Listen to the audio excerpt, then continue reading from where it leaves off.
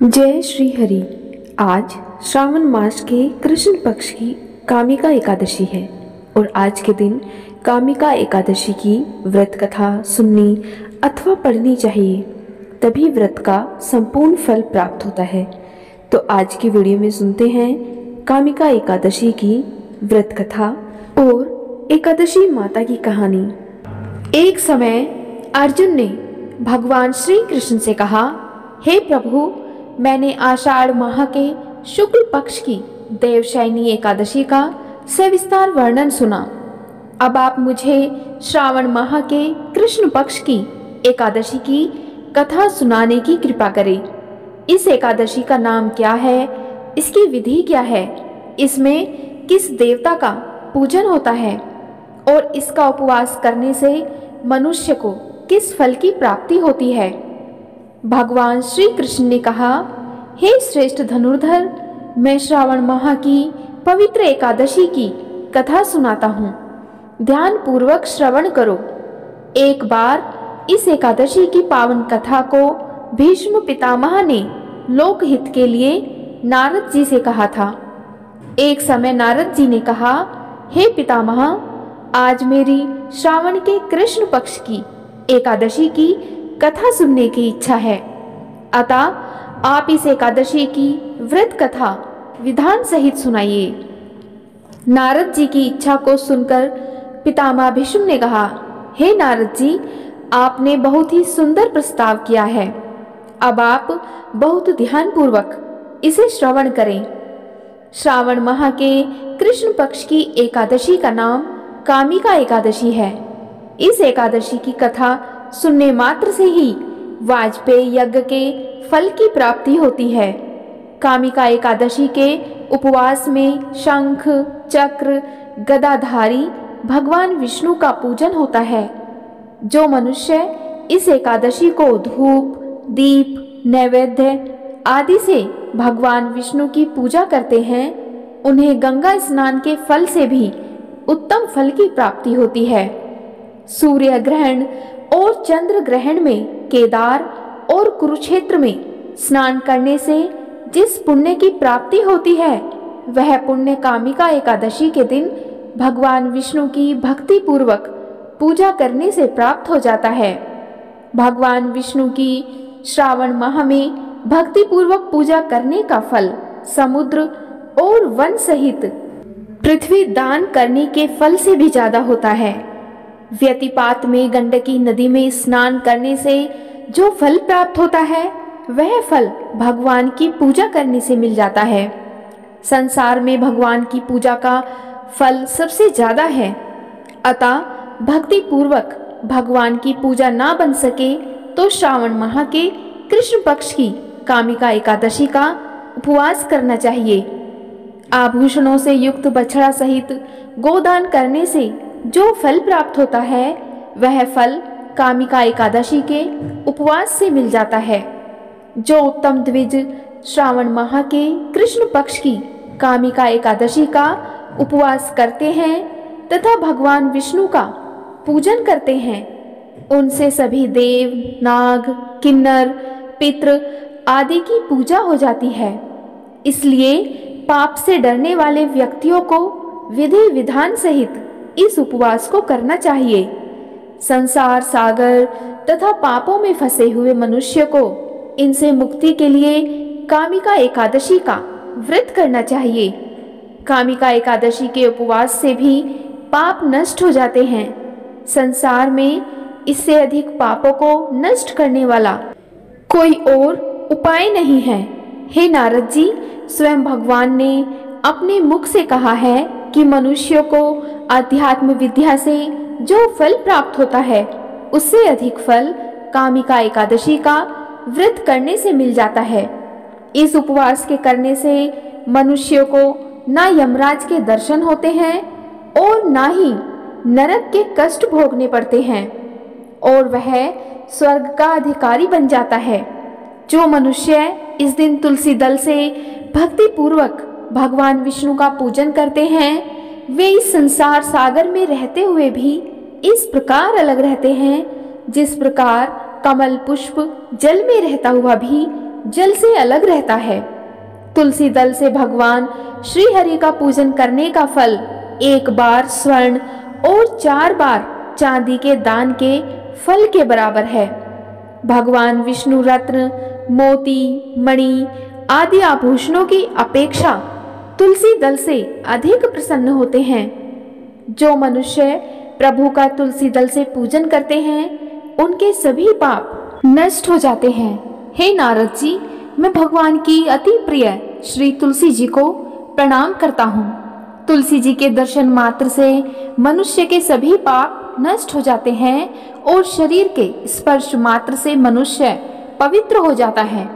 तुलसी जी को जल से स्नान कराने से मनुष्य की सभी यम यातनाएं नष्ट हो जाती हैं। जो मनुष्य तुलसी जी को भक्ति पूर्वक भगवान के श्री चरण कमलों में अर्पित करता है उसे मुक्ति मिलती है। इस कामिका एकादशी की रात्रि को जो मनुष्य जागरण करते हैं और दीप दान करते हैं उनके पुण्य को लिखने में चित्रगुप्त भी असमर्थ है। एकादशी के दिन जो मनुष्य भगवान के सामने दीपक जलाते हैं उनके पितर स्वर्गलोक में अमृत का पान करते हैं। भगवान के सामने जो मनुष्य घी या तिल के तेल का दीपक जलाते हैं उनको सूर्यलोक में भी सहस्रों दीपकों का प्रकाश मिलता है। अब सुनिए कामिका एकादशी की व्रत कथा। एक गांव में एक वीर क्षत्रिय रहता था। एक दिन किसी कारणवश उसकी ब्राह्मण से हाथापाई हो गई और ब्राह्मण की मृत्यु हो गई। अपने हाथों मारे गए ब्राह्मण की क्रिया उस क्षत्रिय ने करनी चाहिए, परंतु पंडितों ने उसे क्रिया में शामिल होने से मना कर दिया। ब्राह्मणों ने बताया कि तुम पर ब्रह्म हत्या का दोष है, पहले प्रायश्चित कर इस पाप से मुक्त हो, तब हम तुम्हारे घर भोजन करेंगे। इस पर क्षत्रिय ने पूछा कि इस पाप से मुक्त होने के क्या उपाय हैं। तब ब्राह्मणों ने बताया कि श्रावण माह के कृष्ण पक्ष की एकादशी को भक्ति भाव से भगवान श्रीधर का व्रत एवं पूजन कर ब्राह्मणों को भोजन करा के सदक्षिणा के साथ आशीर्वाद प्राप्त करने से इस पाप से मुक्ति मिलेगी। पंडितों के बताए हुए तरीके पर व्रत कराने वाली रात में भगवान श्रीधर ने क्षत्रिय को दर्शन देकर कहा कि तुम्हें ब्रह्म हत्या के पाप से मुक्ति मिल गई है। इस व्रत के करने से ब्रह्म हत्या आदि के सभी पाप नष्ट हो जाते हैं और इहलोक में सुख भोग कर प्राणी अंतलोक में विष्णु लोक को जाते हैं। इस कामिका एकादशी के महात्म्य के श्रवण व पठन से मनुष्य स्वर्ग लोक को प्राप्त करते हैं। जय श्री हरि। अब सुनते हैं एकादशी माता ग्यारस माता की कहानी। एक बार एक बूढ़ी माँ ने निर्जला एकादशी का व्रत रखा। बड़े ही भक्ति भाव से उन्होंने पूजा अर्चना की। उन्हें अपने वृद्धावस्था में कोई भी दुख नहीं था, केवल वे तो अपने पुत्र और पोत्रों की सुख सुविधा के लिए व्रत रखने लगी थीं। वे दिन भर तो जरा कठोर मन करके अपनी प्यास को रोक के रखती थी। दिन में पूजा पाठ किया करती थी, कथा सुनती थी और पंडित जी को मिट्टी के पात्र में भरकर पानी और ऋतुफल दान में दिया करती थी और दोना भर भर कर बूरा बांटती थी। उन्हें गर्मी के कारण बहुत बेचैनी हो रही थी। इस कारण से बड़ी देर तक पानी में वह पड़ी रही और पानी के कुल्ले करती रही, मुंह धोती रही। तब कहीं थोड़ा बहुत धैर्य बंध पाया। धूप इतनी तेज पड़ रही थी, इस कारण उनका मुंह बार बार सूख रहा था। बूढ़ी माँ बहुत बेचैन हो रही थी। एक तो बुढ़ापा और दूसरी भयंकर गर्मी। वृद्धावस्था की स्थिति तो कुछ दूसरी ही प्रकार की होती है। जैसे तैसे रो धो के दिन कट पाया। अब पहाड़ सी रात उनके सामने थी, उसे काटना बड़ा ही कठिन दिखाई दे रहा था। अब खटिया पर पड़े पड़े शांति नहीं मिल रही थी। वे बार बार करवट बदल रही थी। अनेक बार वे बाहर जाती और कई बार भीतर आती। उन्हें घर के अंदर शांति नहीं थी। वे पड़ी पड़ी एकादशी माता का स्मरण करती रही। वे कहती रही कि हे माता जी, आप मेरी लाज रखिएगा, आप ही मुझे शक्ति दे दीजिएगा जिससे मैं भली भांति आपका व्रत कर सकूं और ये पहाड़ सी रात शांतिपूर्वक व्यतीत हो सके। प्यास के कारण बूढ़ी माँ की बेचैनी तो बढ़ ही रही थी। उन्होंने अपने धैर्य रखने का बहुत प्रयास किया, किंतु सहनशीलता की सीमा टूट गई और वे घबराकर एकदम चिल्ला पड़ी। बोली कि बचाओ बचाओ बचाओ। अम्मा का चिल्लाना सुनकर परिवार भर के नर नारी, बच्चे और पड़ोसी उनके पास एकत्रित हो गए और बूढ़ी अम्मा के पास, उनकी खटिया के पास जाकर पहुंचे। सबने पूछा कि अम्मा जी, आपको क्या हो गया है? आप क्यों चिल्ला पड़ी थी? आप इस वृद्धावस्था में ये कठिन व्रत क्यों कर रही हैं? अम्मा जी, शक्ति से ही भक्ति होती है। थोड़ी ही देर में वे फिर से बोली कि अरे, हमारे तो प्राण ही निकले जा रहे हैं। मेरी छाती पर ठंडे पानी का घड़ा रख दीजिए। नातियों ने दादी की छाती पर ठंडे पानी का पात्र रख दिया। तब कहीं उन्हें थोड़ा बहुत आराम मिला और थोड़ी देर के लिए उन्होंने अपनी आंखें बंद कर ली। तब एकादशी माता ने सोचा कि ये बूढ़ी अम्मा है तो बहुत कठोर, जरा जाकर उसकी परीक्षा लेनी चाहिए। वे आधी रात को मुर्गा बनकर टेर लगाने लगी। मुर्गे की आवाज सुनकर दादी जल्दी से उठी और बाहर जाकर आसमान की ओर देखा, किंतु आसमान में कहीं उन्हें प्रातःकालीन तारा दिखाई नहीं दिया। वे सोचने लगी कि ये मुर्गा क्यों और कैसे बोल गया है। उन्हें प्यास तो लगी रही थी, थोड़ा बहुत उनका मन भी विचलित होने लगा था, किंतु अंत में उन्होंने दृढ़ निश्चय किया कि मैं अब व्रत को पूर्ण करके ही छोड़ूंगी, चाहे भले ही मेरे प्राण निकल जाएं। और ऐसा सोचकर फिर वे खटिया पर शिथिल होकर लेट गई। थोड़ी ही देर में एकादशी माता ने उनकी फिर से परीक्षा लेनी चाहिए। एक छोटी सी बालिका एक गिलास में शरबत लेकर उनके सिरहाने खड़ी हो गई और जोर से बोली कि दादी जी, सवेरा हो गया है, आप हाथ मुंह धोकर शरबत पी लीजिए। पहले तो शरबत का गिलास देखकर बूढ़ी माई का मन ललचाने लगा, किंतु उन्हें अचानक अपने व्रत का स्मरण हो आया और उन्होंने सोचा कि मैं किसी भी प्रकार से अभी शरबत नहीं पी सकती हूँ, और वे शांतिपूर्वक अपनी खटिया पर लेट गई। फिर थोड़ी ही देर में उन्हें ऐसा लगा कि जैसे किसी ने उन्हें पानी के कुएं में पटक दिया हो।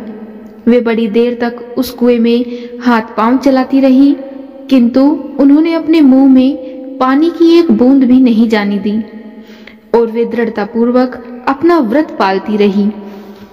थोड़ी ही देर में न जाने कहां से सामने आग जलने लगी, जिससे भारी गर्मी बढ़ने लगी। अब प्यास के कारण उनके प्राण निकलने लगे, किंतु बूढ़ी अम्मा का कुछ भी नहीं बिगड़ पाया। वे जहां की तहां मुस्कुराती हुई सी बैठी रही। थोड़ी ही देर में बाहर प्रकाश दिखाई देने लगा। ऐसे लगा कि जैसे सवेरा हो गया हो। जब बूढ़ी अम्मा ने बाहर निकलकर देखा तो समझ गई कि अभी सवेरा होने में 3-4 घंटे की देरी है। यह जानकर वे शांति पूर्वक इधर उधर घूमने फिरने लगी। एकादशी माता ये बात अच्छी तरह से समझ गई कि ये बूढ़ी अम्मा किसी भी प्रकार से अपने व्रत से नहीं टल सकती है। वे उनके सत्य व्रत को अच्छी तरह से समझ गई। सवेरा होते ही बूढ़ी माँ ने स्नान किया, भगवान का पूजन पाठ किया, एकादशी माता की कथा सुनी, ब्राह्मणों को दक्षिणा देकर भोजन कराया। तब कहीं उन्होंने जल ग्रहण किया। कन्याओं को भोजन कराने के बाद अम्मा ने भोजन किया। उस श्रेष्ठ व्रत के प्रताप से बूढ़ी अम्मा की आयु में वृद्धि हो गई। उनका घर परिवार हरा भरा हो गया। घर में अब उनके कोई अभाव नहीं रहा। वे हर तरह के सुख साधनों से संपन्न हो गई। नाती नातिनों से उनका घर भर गया और वे उसी दिन से 12 महीने की एकादशी का व्रत करने लगी। एकादशी माता के व्रत के प्रताप से इस संसार में हर प्रकार के सुख भोग कर अंत में बैकुंठ धाम को चली गई। ऐसा है तुरंत फल देने वाला एकादशी माता का व्रत। उसी समय से संपूर्ण उत्तर भारत में यह व्रत प्रारंभ हो गया और लोगों के दुख दारिद्र्य दूर होने लगे। कलयुग में तो यह व्रत अधिक महत्वपूर्ण है और अधिक प्रभावपूर्ण है। इस कारण से इस व्रत को जो भी पूरी निष्ठा और भक्ति भाव से करता है, भगवान विष्णु उनकी सभी मनोकामनाएं पूरी करते हैं और उनके अंत समय में उन्हें बैकुंठ धाम की प्राप्ति होती है। अब सुनते हैं एकादशी माता की आरती। ओम जय एकादशी माता मैया, जय एकादशी माता, विष्णु पूजा व्रत को धारण कर शक्ति मुक्ति पाता। ओम जय एकादशी माता, तेरे नाम गिनाऊं देवी भक्ति प्रदान करनी, मैया भक्ति प्रदान करनी। गण गौरव की देनी माता, शास्त्रों में वरनी। ओम जय एकादशी माता, मार्गशीर्ष के कृष्ण पक्ष की उत्पन्ना विश्व तारिणी जनमी, शुक्ल पक्ष में हुई मोक्षता मुक्तिदाता बननी। ओम जय एकादशी माता, पोष के कृष्ण पक्ष की सफला शुक्ल पक्ष में होए पुत्रदा आनंद अधिक रहे, मैया आनंद अधिक रहे। नाम षट तिला माघ मास में कृष्ण पक्ष जब आवे, शुक्ल पक्ष में जया कहावे विजय सदा पावे। मैया जय एकादशी माता, विजया फागुन कृष्ण पक्ष में शुक्ला आमल की, पाप मोचनी कृष्ण पक्ष में चैत्र महाबली की। मैया जय एकादशी माता, चैत्र शुक्ल में नाम कामदा धन देने वाली, नाम बरुथनी कृष्ण पक्ष में बैसाख माहवाली, शुक्ल पक्ष में होए मोहिनी अपरा ज्येष्ठ कृष्ण पक्षी, नाम निर्जला सब सुख करनी शुक्ल पक्ष रखनी। मैया जय एकादशी माता, योगनी नाम आषाढ़ में जानो कृष्ण पक्ष करनी, देवशयनी नाम कहायो शुक्ल पक्ष धरनी। मैया जय एकादशी माता, कामिका श्रावण मास में आवे कृष्ण पक्ष कहिए, श्रावण शुक्ला होए पवित्रा आनंद से रहिए। अजा भाद्रपद कृष्ण पक्ष की परिवर्तनी शुक्ला, इंद्रा अश्वनी कृष्ण पक्ष में व्रत से भवसागर निकला, पापांकुशा है शुक्ल पक्ष में आप हरनिहारी, रमा मास कार्तिक में आवे सुखदायक भारी, देवोत्थानी शुक्ल पक्ष की दुखनाशक मैया, पावन मास में करो विनती पार करो नैया, परमा कृष्ण पक्ष में होती जन मंगल करनी, शुक्ल मास में होए पद्मनी दुख दरिद्र हरनी। जो कोई आरती एकादशी की भक्ति सहित गावे, जन गुरु दीता स्वर्ग का वासा निश्चय वह पावे। ओम जय एकादशी माता, बोलो एकादशी माता की जय, 11 माता की जय। आज की वीडियो में इतना ही। उम्मीद है आपको आज की एकादशी माता की व्रत कथा और आरती अवश्य ही पसंद आई होंगी। अगर आपको व्रत कथा और आरती पसंद आई तो आप वीडियो को लाइक, और अगर चैनल पर पहली बार आए हैं तो चैनल को सब्सक्राइब जरूर करिएगा, और कमेंट बॉक्स में एकादशी माता की जय अवश्य लिखिएगा। जय श्री कृष्णा, राधे राधे।